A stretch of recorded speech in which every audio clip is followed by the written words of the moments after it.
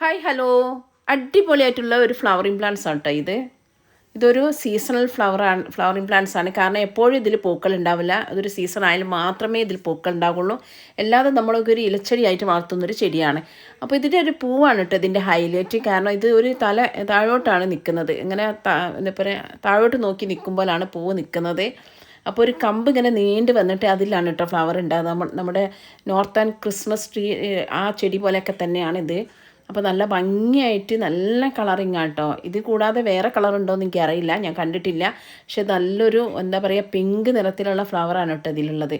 പിന്നെ അതിൻ്റെ ലീഫിനും നല്ലൊരു പ്രത്യേകത ഉണ്ട്. നല്ല നീളമുള്ള ലീഫാണ്. നല്ല ഗ്രീനോ സെൻറ്ററിൽ ഒരു ലൈനോ ഒക്കെ ആയിട്ട് നല്ല നീളമുള്ള ഒരു നല്ല ലീഫാണ് കേട്ടോ ഇതിനുള്ളത്.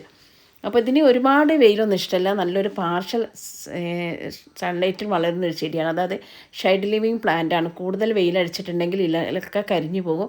അപ്പോൾ ഈ പ്ലാന്റ് നിങ്ങൾക്ക് ഇഷ്ടപ്പെട്ട